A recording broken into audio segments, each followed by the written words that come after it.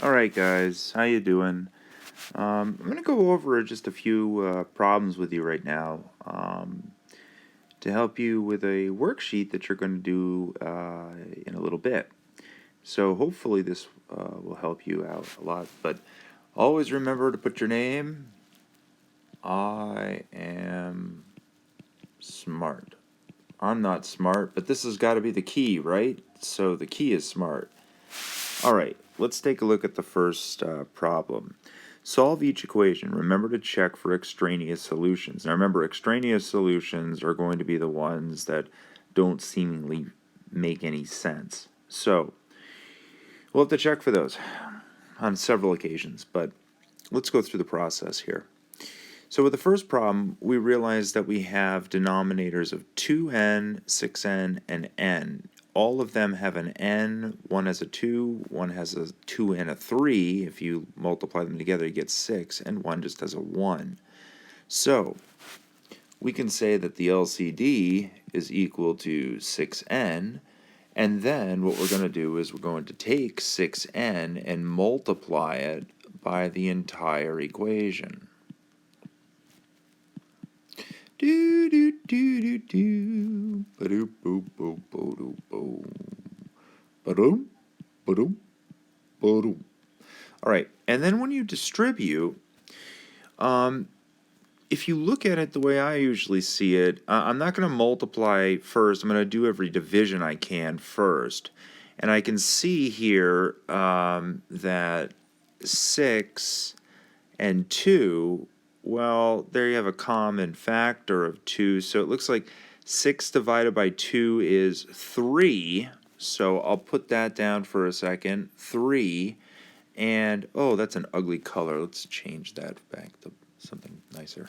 Okay, and the ends will cancel out here because I'm multiplying and dividing by n. So what I have left over is 3 times the quantity n minus 3. The next one's really nice and easy, right? When you do the distribution, you're multiplying by 6n, and you're again dividing by 6n. The opposites there cancel out, leaving just the 1. Now, when we do the last distribution, what's going to cancel out this time, guys? Yeah, the ends, right? The ends are going to cancel out, so that's going to be plus 6 times n minus 3. Now we can do the distributions, and, oh, actually, we could do something really funny. No, we'll do it the right way.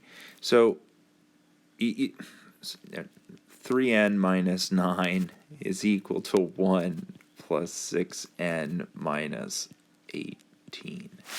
When we go through the process, we're just going to combine the like terms, so we have 6n minus 17. Now, we usually like to move the smaller of the two variables. In this case, 3 is smaller than 6, so we're going to subtract 3n from both sides.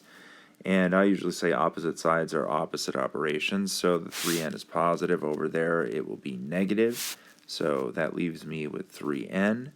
And the same goes like with the negative 17. I put it over there. It's a positive 17. So 17 minus 9 is 8.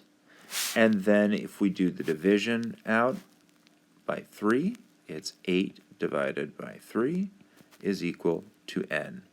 And that is our first problem done. You know, I'm kind of curious about this one. I just can't stop it. I got to go through this real quick. If I'm looking at this one right here, I'm wondering if I can do something interesting. Let me just rewrite it. 3n minus 3 is equal to 1 plus 6 times the quantity n minus 3.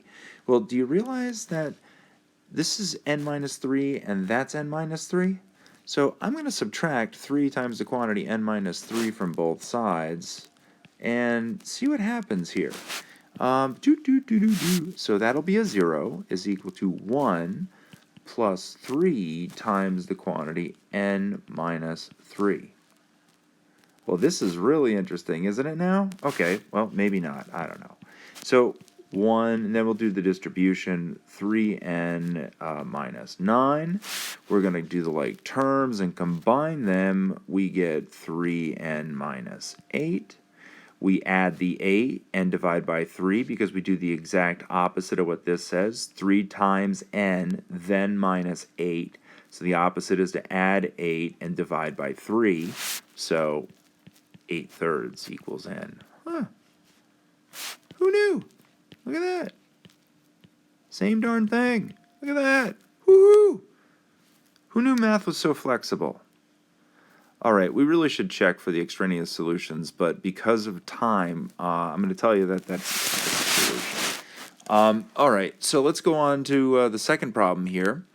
And we can clearly see that a squared is going to be our LCD, so I'm just going to jump right for it. A squared times the quantity 1 over a is equal to 2a plus 6 all over a squared minus 4 over a. And we'll do the distribution. So in this case, I'll write the first one out, but I'm going to see if I can try not to overcomplicate things. So this is a squared over a. This is going to be equal to a squared times 2a plus 6 all over a squared. And then the last one, right, is going to be a squared times technically 4 all over a, right? And this is what I'm trying to get at. We can start doing the cancellations, right? There's 1a down here, but there's 2 up here, so there's 1 remaining left over. So we have a. And then we have this nice one here where they both cancel out, leaving us just 2a plus 6. And then again over here we have the same thing that we did in this side, so we have 1, so that's minus 4a. Then we combine like terms as we can, so we know we have a is equal to negative 2a plus 6. That means that's 3a is equal to 6 because that's negative. It'll be positive over there. And a would have to equal 2. Now, again, you should check this, but for lack of time, and I don't want this video to go too long, I'm going to tell you that is a solution. Now, let's get to the fun stuff, right? The more difficult types of problems here. Okay, so let's do some factoring because we're going to have to find the LCD and everything else. So you can already see that there are common factors here. So let's first factor, you know what, let's go back to black. That was nicer, wasn't it? So we're going to factor 2x squared minus 14x. That's going to be simple to do. They're both divisible by 2 and an x, so we factor out a 2x. That gives us x minus 7. So now we know the two factors that break down from the expanded version of the 2x squared minus 14. Now, we know the LCD at this point, don't we? Because if we rewrote this problem in basic terms, x squared minus 4x plus 3, all divided now by its factored form,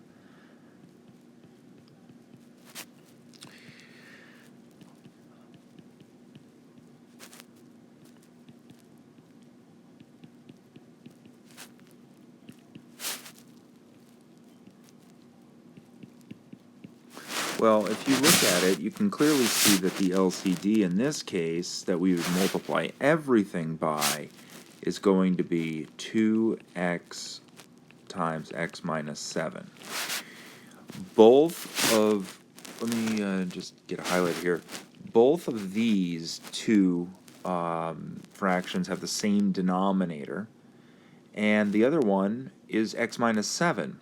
But notice x minus 7 is in both of those, so the only one that this one right here, let me put it in orange or something, this one up here, right, is missing, is another 2x. So we have that as our LCD, and that's what we're going to multiply everything by, okay?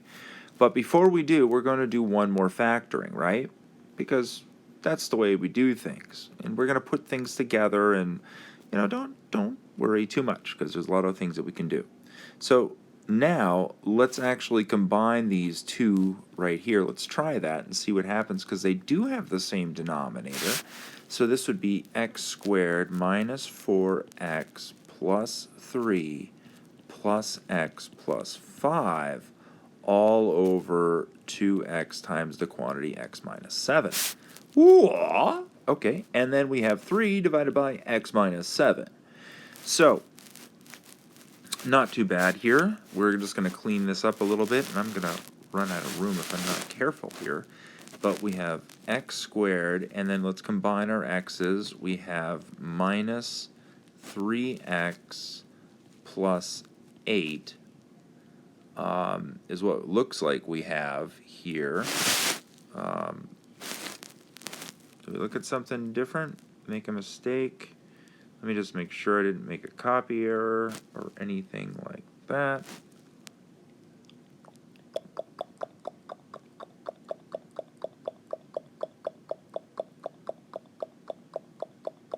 I don't like that. But that's okay for the time being. So let's leave that as it is and divide that by 2x, x minus 7. And let's let that equal to 3 over x minus 7. And now we're going to do the multiplication, the product of everything that we're going to work out on here. And let's do that. Let's multiply everything by the LCD. So we're going to multiply, and we'll do it in red here, by 2x times the quantity x minus 7. And when we do that, we're going to get, I'm sorry, running out of room here. We're going to get x squared minus 3x plus 8 is equal to, well, see, because in the first one, both of those cancel. But now, only one of them will cancel, the x minus 7. So this leaves us with 3x. Wait, 6x. Oops. 6x. Sorry about that. I didn't see the 2 and the 3, and before I go on any further, I'm going to make sure that I don't make a small mistake. All right. Now we move it over and solve. So this would be x squared minus 9x plus 8 is equal to 0. And now we have to factor. So remember, we take the factors of the constant that combine to the linear term. In this case, it's not too bad. The factors of 8 are 8 and 1, and they will make a negative 9. So I can take my two binomials and set them equal to 0. They both have to have x in them, right? One has to be minus 1, one has to be minus 8. That would give you your negative 9, and multiplying together would give you your positive 8. When you solve this, remember, any number times some value and it gives you 0, then one of the values has to be 0. In other words, it's called the zero product property. If I'm multiplying by anything, any product or any factors, if one of the factors is 0, then the whole product will be 0. So what minus 1 equals 0 and what minus 8 equals 0? The answer is quite straightforward. It's going to be, well, I'll set it up. X minus 1 equals 0, right?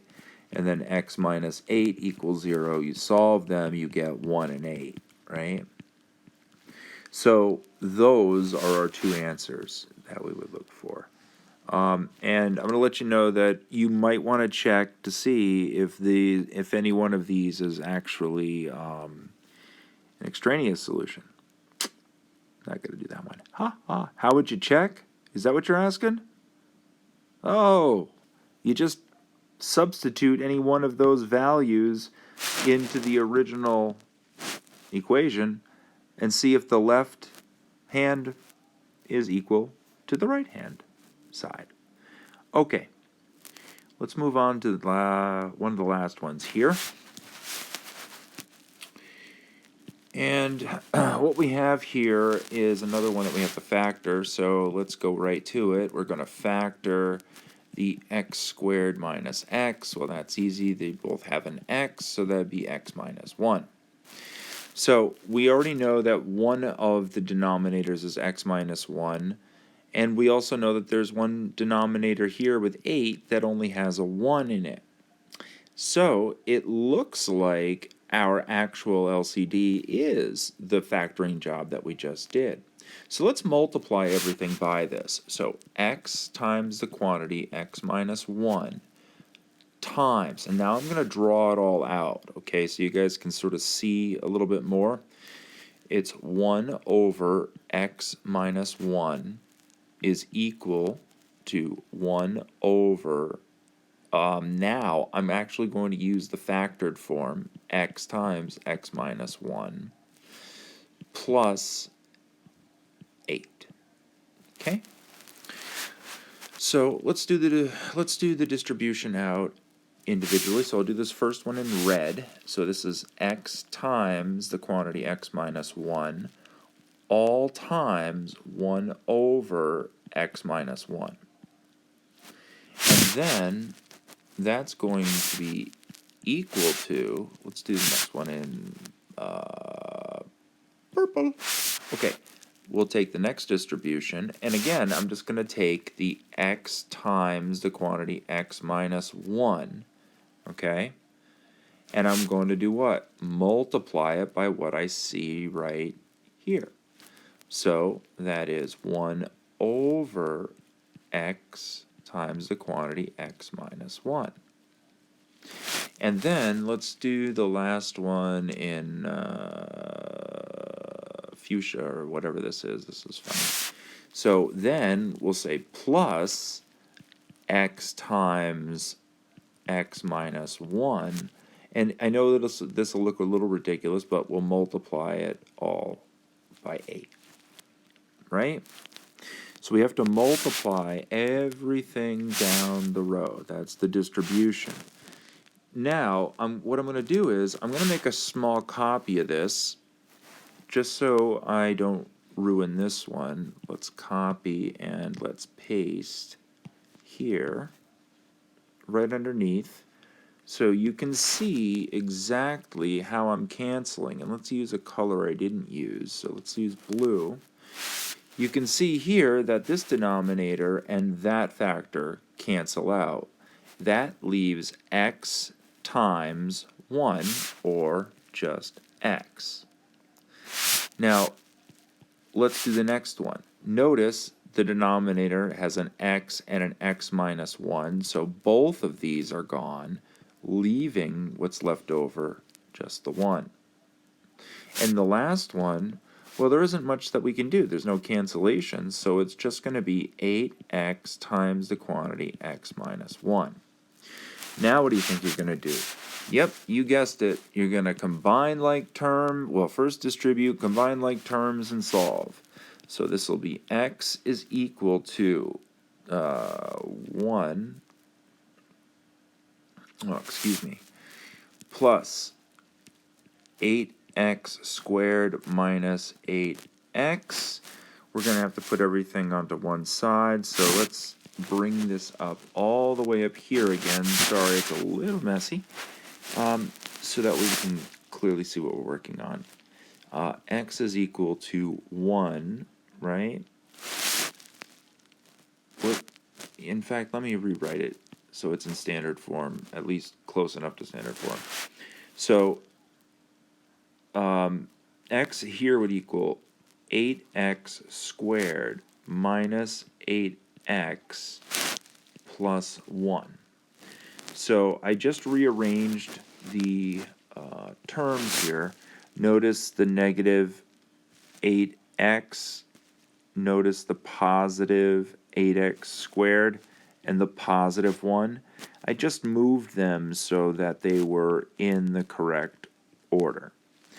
And now I'm going to subtract an x from both sides, right? So that will give us this. 0 is equal to 8x squared minus 9x plus 1. Now that we're at this stage, we're going to have to factor again. And remember, this one looks like it's going to be factor by what? Grouping. So let me just clean this area up just a little bit more. I'm going to make that little arrow again so it matches up here, but make it a little bit easier. So now we need to make a chart, right? So it's the product AC, and it must make B. Well, B here is -9, and the product here is 8. So it looks like 1 and 8 will do it. So let's try it. So 8x squared plus 8x. Oh, whoops, sorry. Didn't catch that. Remember the sign. Signs have to be negative, right? Because of that -9. So minus 8x, and then minus an x. And then what do we have to put? Oh, that's right, plus 1. Okay, and that equals 0. Now remember, this is factor by grouping, so now we're going to cut this right in half. There's 4 here, and we're going to see what we can factor out. In the first half, they both have an 8x, so I'm going to take out an 8x, leaving x minus 1. Now, when we look at the other one, we're looking for the factor x minus 1, but we have its negation here. We have negative x plus 1. So we're going to factor out a -1, and that will reverse the signs and make it allowable to do.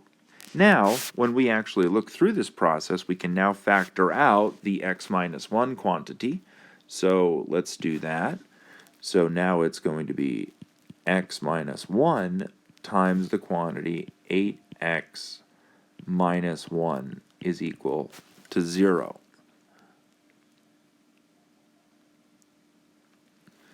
So when we look at this now, we have to realize something is amiss. We missed something.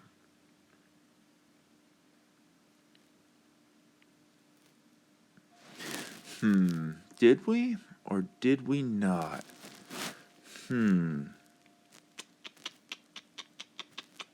Well, what would the answers be here? Did you figure it out? Yep. One would be x equals 1. The other one would be x is equal to 1/8. And right now, you would think both of these are the answer. But because of lack of time, I'm going to tell you the one that's the correct answer. That one right there. Now, what does that mean? That means place 1 into the original function and see if the two sides of the equal sign match, and guess what? They won't.